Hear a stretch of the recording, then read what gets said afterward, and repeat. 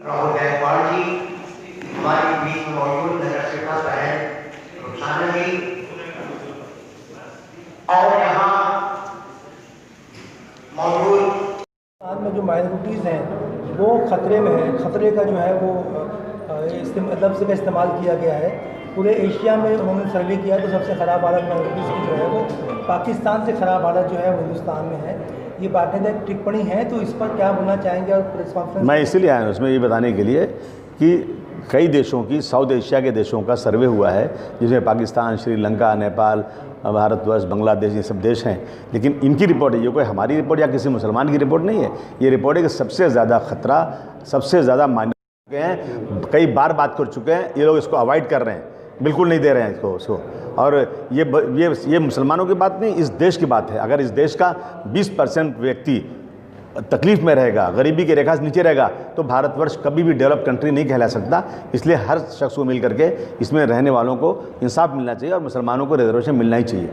देखिए, ऐसा है कि मुस्लिम, जिस तरह मराठा लोग जलते, अगर मुस्लिम निकलेंगे तो गोली मार दिए जाएंगे, 10, 20, 25, 50 उसी दिन जो है शहीद हो जाएंगे। यह हालत है। आज जिस तरह से किसान आंदोलन कर रहा है, अगर इस तरह से कोई मुस्लिम आंदोलन में उतर जाएगा ना, तो उसको शायद उसका एक हाथ पर बचेगा नहीं। यह हालत है। लेकिन नाइंसाफ़ी लगातार, चाहे कांग्रेस सरकार रही हो, चाहे बीजेपी सरकार रही हो, कोई भी, हर सरकार ने मुसलमानों का सिर्फ इस्तेमाल किया ही, और बिल्कुल इनको हक नहीं मिला। कांग्रेस को तो मुसलमानों का वोट मिलता था, बीजेपी को तो नहीं मिलता है, क्योंकि वो लोग मुस्लिम विरोधी हैं। लेकिन कांग्रेस ने भी इंसाफ नहीं किया। आज ये हालत है। कांग्रेस ने अगर सत्ता में 15 साल तक कंटिन्यू सत्ता में रहने के बाद भी मुस्लिम रिजर्वेशन महाराष्ट्र में नहीं दिया, और आज अब सत्ता में फिर आए हैं, अब सिर्फ बात हो रही, नहीं मिल रहा है, ये बिल्कुल नाइंसाफ़ी है। और हमारे साथ समाजवादी पार्टी लीडर अबू आसिम आज़मी साहब मौजूद है, जो माइनॉरिटी डे के मौके पर यहाँ आए हुए हैं। माइनॉरिटी डे जो मनाया जाता है अक़लियतों की फ़लाह व बहबूदी की स्कीम के ताल्लुक से बताया जाता है, और तमाम चीज़ें जो है माइनॉरिटी के ताल्लुक से बताई जाती है। लेकिन हिंदुस्तान में माइनॉरिटी की हालत इतनी खस्ता है कि वो दलितों से भी बदतर हो गई है। तो इस सिलसिले में माइनॉरिटी डे में जो आप यहाँ माइनॉरिटी डे मनाने जा रहे हैं, तो इसमें आपका क्या कहना है? नहीं, मेरा ये कहना है कि माइनॉरिटीज़ के साथ जो लगातार नाइंसाफ़ी हो रही है, आज ही नहीं बल्कि अंग्रेज़ी इस देश की आज़ादी के पहले 1930 में 3 बार गोल टेबल कॉन्फ्रेंस हुई थी, और इसमें ये बात हुआ था, जिस तरह से हमने इसको यूरोप से लिया कि एक व्यक्ति और एक वोट, सबको बराबर का हक होना चाहिए। तो यूरोप में तो चलता है, क्योंकि वहाँ एक ही तरह के लोग रहते हैं, वहाँ ज़्यादा नहीं है। लेकिन हमारे भारतवर्ष में उस पर 3 बार कॉन्फ्रेंस होने के बाद भी उसका हल कुछ नहीं निकला। तो उसका रिज़ल्ट ये निकला कि भारत के 2 टुकड़े हो गए, पाकिस्तान और भारतवर्ष।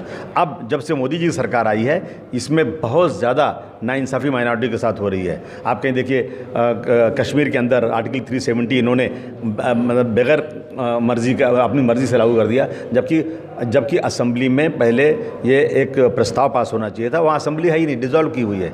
इस तरह से गाय के नाम पर कितना मुसलमानों को मारा जा रहा है। आज जो है एक जो है धर्म परिवर्तन का एक बिल यूपी में पास हो गया है। यहाँ 18 साल की उम्र के बाद कोई भी व्यक्ति अपना धर्म चेंज कर सकता है।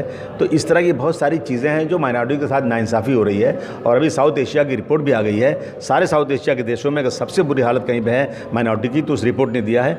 इस चीज़ को हमको उजागर करना चाहिए और लोगों को ये बताना चाहिए कि जब तक माइनॉरिटी खुश नहीं होगी, ये देश बिल्कुल से डेवलप मुल्क नहीं बन सकता है। हुजूमी तशद्दुद की बात करें, जैसे हुजूमी तशद्दुद बीजेपी की गवर्नमेंट के आने के बाद जो है बढ़ गया है। मुसलमानों को जो है ये तन्हा देखकर मारा जा रहा है, जगह जगह पर ये चीज़ें सामने आ रही है। तो इस सिलसिले में आप क्या कहते हैं? नहीं, हमने तो मांग किया था कि इसको जो है बिल्कुल इसके ऊपर जो है एक कड़ा कानून बनाया जाए कि जो इस तरह से करता है उसको जो है उसके जो है जिस तरह से पास्को एक कानून है और मकोका यहाँ पर है, ऐसे कानून के तहत उनको बंद किया जाए ताकि लोग डरें। लेकिन सरकारें खुद, सेंट्रल गवर्नमेंट, जब से बीजेपी आई है वहाँ पे, वो लोग खुद इन चीज़ों को उजागर करके और लोग हौसला बढ़ा रहे हैं। तो उनकी वजह से हो रहा है। गाय के नाम पर लोगों को मारा जा रहा है, उसके बाद गाय का गोश्त चेक ही नहीं हुआ, मालूम पड़ा कि वो गाय का गोश्त था ही नहीं। उसके बाद भी लोग हत्याएं की गई, पकड़ के लोगों को दाढ़ी पकड़ के उनको जय श्री राम का नारा लगवाया जा रहा है। और आज जो है कानून बनाया जा रहा है लव जिहाद के नाम पर।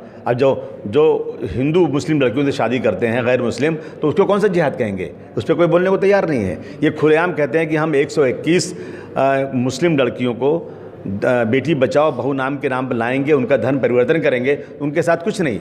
और मुसलमानों ने कोई ऐसा संगठन बनाया ही नहीं जिसको लव जिहाद, ये एक मन गढ़ंत चीज़ है, उसके ऊपर इतना बड़ा वावेला हो रहा है। तो आज अक़लियत के साथ, माइनॉरिटीज़ के साथ लगातार जुल्म ज़्यादती हो रही है, इसे रोकने की ज़रूरत है। आपको क्या लगता है कि ये दस्तूर जो है वो तब्दीली किया जा सकता है दस्तूर में लव जिहाद के नाम पर? जिस तरह से दस्तूर डॉक्टर बाबा साहब अम्बेडकर ने बनाया, एक सेकुलर ढांचा है मुल्क का, तो इसमें तब्दीली की गुंजाइश है? देखिए, तब्दीली अगर हो कि नहीं, तो ये कॉन्स्टिट्यूशन में तब्दीली तो ये हो ही नहीं सकती मुझे लगता है, लेकिन एक लोगों के अंदर गलत फहमी तो पैदा कर दिया उन्होंने। मेजॉरिटी को खुश करके माइनॉरिटी को तकलीफ देकर उन्हें लगता है हम सरकार में बहुत आगे बढ़ सकते हैं, इसलिए हो रहा है।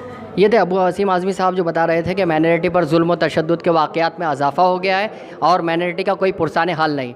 जहाँ के इंसाफ के लिए जावेद शेख।